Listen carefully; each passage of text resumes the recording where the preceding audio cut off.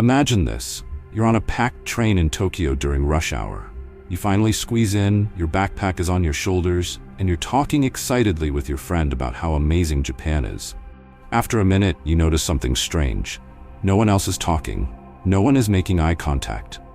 And slowly, you start to feel every pair of silent eyes on you. You didn't break any law, you didn't shout or fight, but you definitely broke something.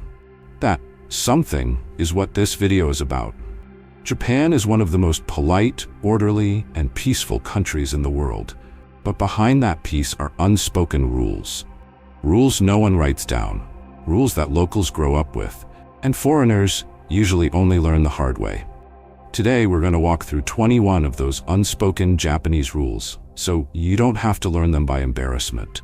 By the end of this video, you'll understand not just what to do, but why these rules matter so much in Japanese culture. Let's start with one big idea that sits behind almost everything you're about to hear. In Japan, people really don't want to cause trouble or inconvenience for others. There's even a word for it, meiwaku. Causing meiwaku means you've become a burden or made people uncomfortable, even in a small way. Most of these rules are simply different ways of saying, don't cause meiwaku. Keep that idea in your mind as we go through each one. Rule number 1. Trains are not social spaces. On Japanese trains, silence is almost like a rule. People speak softly or not at all. Phone calls are a big no. Even if you're excited, laughing loudly or talking at full volume will stand out immediately. For locals, the train is a quiet shared space, not a place to broadcast your day. If you need to talk, keep your voice low and short. If you can, wait until you get off. Rule number 2. Lines are sacred. In Japan, people line up for everything. Trains, buses, elevators, escalators, even at convenience stores and restaurants. Often, there are markings on the floor showing exactly where to stand. Cutting the line, standing in a loose crowd, or rushing the door is a big unspoken no. If you're not sure what to do, simply look around and stand where everyone else is standing. Rule number 3. Escalator etiquette. In many places, people stand on one side and leave the other side open for those who want to walk. In Tokyo, people usually stand on the left. In Osaka, many people stand on the right. This can change by region, so the safest thing to do is simple. Copy what locals are doing. Don't block both sides. Rule number 4. Don't eat while walking unless it's clearly okay. In some countries, it's normal to walk down the street eating a burger, ice cream, or a snack. In Japan, this is often seen as messy and a bit inconsiderate, especially in crowded areas. Food might drip, crumbs might fall, and smells might bother people. Many Japanese people finish their snacks near the place they bought them, or sit down somewhere before eating. If you do buy street food, look around. If other people are standing nearby and eating, it's probably fine. Rule number 5. Trash is your responsibility. One of the first things foreigners notice is how clean Japan is, and how few trash cans there are. It's common to carry your trash with you until you reach home, a hotel, or a convenience store where you can throw it away properly. Leaving trash on tables, benches, or at train stations is a big no. The unspoken rule is, you made the trash, you take care of it. Rule number 6. Be careful with smells. In crowded trains or small restaurants, strong smells stand out. Heavy perfume, strong deodorant, or very smelly foods can feel like meiwaku to others. That doesn't mean you must be completely neutral, but Japan tends to prefer more subtle scents. If you know something has a strong smell, be considerate about where and when you use or eat it. Now let's move to one of the biggest areas where foreigners mess up. Shoes. Rule number 7. Respect the genkan, the entry space. In Japanese homes and in many traditional places, there is a small step or space near the door. This is the genkan. Shoes come off here. Indoor slippers or socks go beyond this line. Stepping into the main floor with your outdoor shoes is a major mistake. Even some restaurants, ryokan, temples, and clinics will ask you to remove shoes. When in doubt, look for a shoe rack, slippers, or signs near the door. Rule number 8. Toilet slippers are different from house slippers. In some homes and traditional inns, there are special slippers just for the toilet. You switch to those when you enter the bathroom, and you must switch back when you leave. Walking around the house in toilet slippers is a classic learned-it-the-hard-way moment. It feels like carrying the bathroom into the living room. Rule number 9. Be a quiet neighbor. Many Japanese apartments have thin walls. Sound travels easily. Playing loud music, shouting, or making noise late at night can really disturb your neighbors. Even dragging furniture or slamming doors can stand out. The unspoken rule is, imagine your neighbor is sleeping or studying and act in a way that wouldn't disturb them. Now let's talk about money and paying. This is where many foreigners automatically try to be polite in a way that feels rude in Japan. Rule number 10. Don't tip. In many cultures, tipping is a way to say thank you for good service. In Japan, good service is already included as part of the job. Trying to leave a tip can actually confuse people or make them uncomfortable. Some will even run after you to return the money. If you want to show appreciation, a warm arigato gozaimasu and a smile is enough. Rule number 11. Use the money tray. At cash registers, you'll often see a small tray. This is where you put your cash or card. Instead of handing money directly into someone's hand, place it on the tray. The staff will take it from there and put your change back on the tray too. It feels formal at first, but it's normal in Japan and seen as polite and orderly. Rule number 12. Don't open or eat items before you pay, unless it's clearly accepted. In some countries, you might open a drink or snack while walking through a supermarket, planning to pay for the empty bottle or wrapper later. In Japan, this can look like stealing, or at least very suspicious. In convenience stores where there are seats, you can pay first, then eat. But walking around the shop, eating is not the norm. Next, we move to food etiquette, especially chopsticks. This is an area full of unspoken rules that foreigners often break without realizing.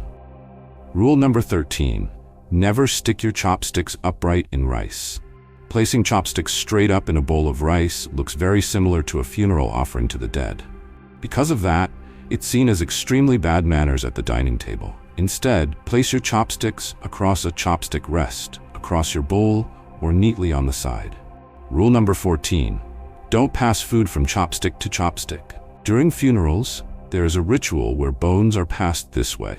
So when you pass food directly from your chopsticks to someone else's chopsticks, it accidentally copies that ritual.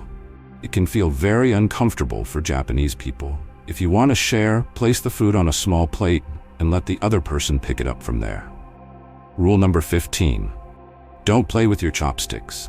Drumming on the table, waving them around while you talk, or stabbing food with them all feel childish and rude. Another small but important point. Rubbing disposable chopsticks together really hard can send a message that you think they're cheap or full of splinters. Unless they obviously need it, just separate them and use them as they are. Rule number 16. Respect the flow of the meal. In Japan, people often wait for everyone to be served before starting to eat. Before you begin, it's polite to say itadakimasu, which is like saying, I humbly receive this food. When you're done, saying gochiso-sama deshita is a way of thanking whoever prepared or provided the meal. Even as a foreigner, trying to say these phrases shows respect and warms people's hearts. Now we step into one of Japan's most relaxing and most rule-heavy experiences, the onsen, the hot spring. Rule number 17. Wash before you soak. In Japanese public baths and onsens, the big shared bath is not for cleaning your body. It's for soaking and relaxing. That's why everyone washes thoroughly before getting in. You sit on a small stool, use the shower and soap, make sure to rinse off all the soap and shampoo, and only then enter the bath. Getting into the water while still dirty or soapy is a huge no. Rule number 18. Be aware of tattoo rules. In Japan, tattoos have traditionally been associated with organized crime. While this is slowly changing, many public baths, gyms, and pools still have signs banning tattoos. Some places allow small tattoos if you cover them with stickers or sleeves. Others are more relaxed, especially in tourist areas. But the unspoken rule is, don't assume it's okay. Check first, and don't argue if a place says no. Now we move into something deeper and more subtle, how people communicate. Rule number 19. Learn to read the air. There's a phrase in Japanese, kuki wo yomu, which literally means read the air. It means paying attention to the mood, the atmosphere, and what people are not saying. Maybe your group is eating and everyone has put down their chopsticks. Maybe people are getting quieter and checking the time. These are signs the meal is ending, even if no one says, let's go.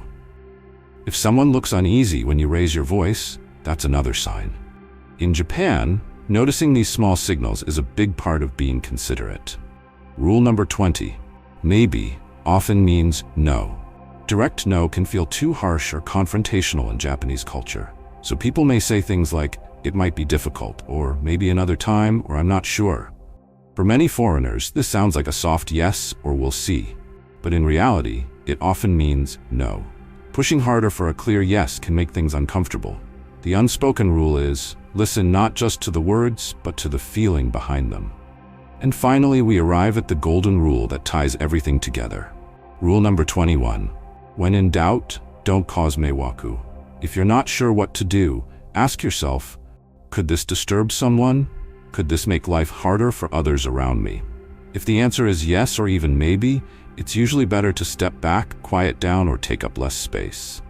That might mean turning down your music, moving your bag so it doesn't block a seat, keeping your phone on silent, or throwing your trash in your bag until you find a bin. Here's the good news. Japanese people do not expect foreigners to be perfect. You will make mistakes. Everyone does. What matters most is your attitude. If you notice you've done something wrong, a small bow, a soft sumimasen or sorry, and a change in behavior go a long way. People see that you're trying, and they appreciate it. Think back over the rules we've talked about. Quiet trains, sacred lines, shoes off at the genkan, no tipping, chopstick taboos, onsen rules, reading the air. All of them are different ways of saying one thing. I see you. I respect you. I don't want to make your life harder. If you travel to Japan or move there and you keep these unspoken rules in mind, something interesting will happen. Doors open wider. Service feels warmer. People relax around you. You stop feeling like a loud outsider and start blending into the soft, careful rhythm of everyday life in Japan. Now I'd love to hear from you. Which of these 21 unspoken rules surprised you the most? Was it the train silence? The tattoo rules? The chopstick traditions? Tell me in the comments. And if you've ever made a mistake in Japan and learned the hard way, share your story too. It might save someone else from the same embarrassment. If you found this video helpful and you want to understand more hidden rules, culture shocks, and everyday realities in different countries, make sure you subscribe and turn on notifications. There's a lot more we're going to uncover together. Thanks for watching, and remember, wherever you go, don't just follow the map. Learn the unspoken rules.